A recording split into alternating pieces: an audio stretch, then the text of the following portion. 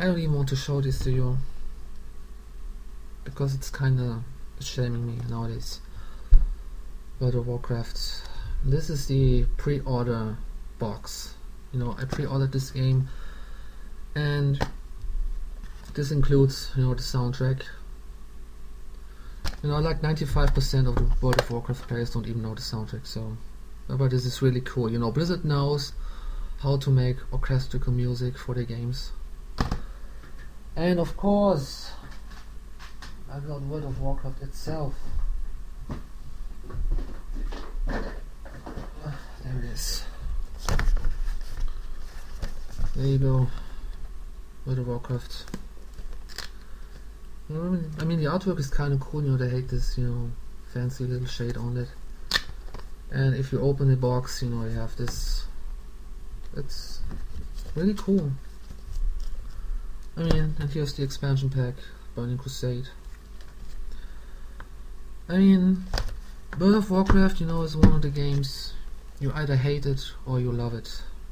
I mean, I've played World of Warcraft for like 1 year and a half. Oh, I have to be careful here that my pile of games doesn't collapse. I've played it for quite a long time and I know what I'm talking about. I mean, World of Warcraft, seriously, it is a great game. You know, it influenced so many games. And the only problem with World of Warcraft is it gets so tedious if you're hitting the max level, and there's so much time sink in this game, and that's why I stopped playing it. You know, it's just wasted so much of your time. I mean, Blizzard really has to come up with new stuff that makes this game interesting and not, you know, killing the same type of monsters or doing the same kind of quests, you know, for just months and over again that you can get an epic item. It's just ridiculous.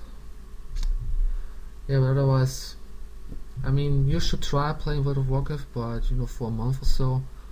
It's really cool. You should have at least tried it, you know, but if you hit a certain level, you should stop playing it because it's not worth the time. I mean, what pisses me off, especially when Burning Crusade came out, you know, I was in a guild once and we were like, you know, raiding the Molten Core and the Blackwing Lair for, you know, every week or so, just trying to get these, you know, wonderful epic items. And when the expansion pack came out, you know, all these items were pretty useless. Because, you know, even green items, most of the green stuff you get in the Burning Crusade were better than the epic items you found in Molten Core or the Blackwing Lair. I mean, what's the point? And I'm pretty sure the same goddamn thing is going to happen with the new expansion pack, which is called Wrath of the Lich King. It's gonna be the same way, you know, people are gonna be so much pissed off because their items are worthless. But I understand why Blizzard does this, because, you know, they want to get the players that stop playing, they want to get them back and say, hey people, you know, we have a new expansion pack out, you know, you can play it, you know, the items you get, they are not really any worse than the ones the pros had. So Blizzard is genius in this, I tell you that. And another copy of Diablo 2 I have here. Now you might wonder, why do I have 2 copies of Diablo 2? Now this is quite simple, you know. I mean, especially Diablo 2 players, you know, that play Diablo 2 online would know what I'm talking about right now. You know, there's one big problem with Diablo 2 online, is not only the idiots and the cheats, no. For instance, you had a barbarian and you find a neat item for your other character. What would you normally do is you hide that item in a corner and you leave the game and go for your other character and log back into the game so that you can pick the item up. But in the meantime, there can so much shit happen, you know. The game could crash, you know, your ISP could disconnect you from the net and you cannot go back for like 5 minutes or so. You could receive a join bug, you know, this is pretty nasty, you know, if you get a join bug. You know, someone could just find an item and pick it up and steal it, and, you know, you come back into the game, you cannot find it anywhere, and you're just asking the people in the game, you know, who the fuck took my item, and of course nobody's going to respond. And, you know, if you got a second instance of Diablo 2 installed, is quite handy, because you can log in your second character at the same time in the same game where your other character resides, and you can just transfer the item directly, so you don't have to throw it on the ground and eventually lose that item.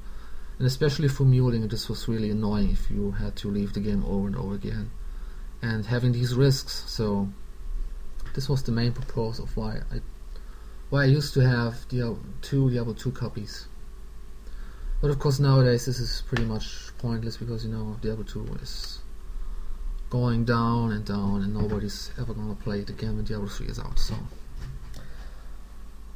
yeah,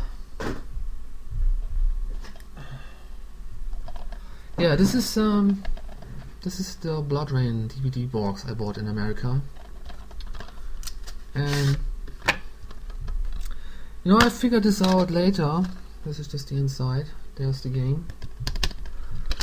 I figured out this is the second BloodRayne movie, so I thought, okay, they put the first BloodRayne game and the second movie into this box. What's the point of this? I haven't seen the second BloodRayne movie yet, because I wanted to see the first one, and I just did recently, and I begin to understand why people are so upset about it. I mean, in the game, you have all these Nazis and you have these creatures and zombies and all that, but in the movie you cannot see anything of this. I mean, they have Rain as a character, and they have some certain spots and places that remind you of the game, but otherwise than that, it's a complete different story. So, I mean, if you make a game that's based, if you make a movie that's based on the game, then you should, cover the story of the game in the movie, and not invent a complete new story. I don't see the point. And the next one, another cool game, Pirates. Now this is actually a remake of a game that I played when I was 6 or 7 years old. It was original Pirates game that I had on my first PC ever. It was a 286 as far as I remember. Very, very slow and lame computer. It was a very cool game, and this is the remake, like I said, and they did a good job, porting this game into the 21st century. I must say that. I mean, some people are annoyed by the dancing part you have to do in this game. Yeah, you have to dance in this game. It's really awkward. But on the other side, they introduced some very cool features onto it, but left some others from the previous game off. So it's kind of is a half. Yeah.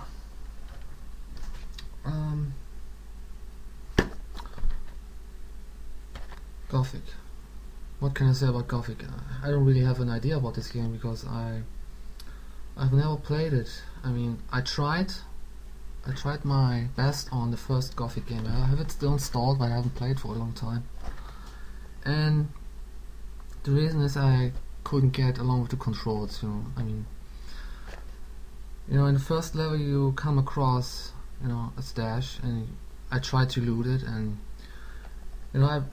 it took me like 15 minutes to figure this shit out. I mean, I had to, in order to make your character duck, and his name is Geralt, is it right?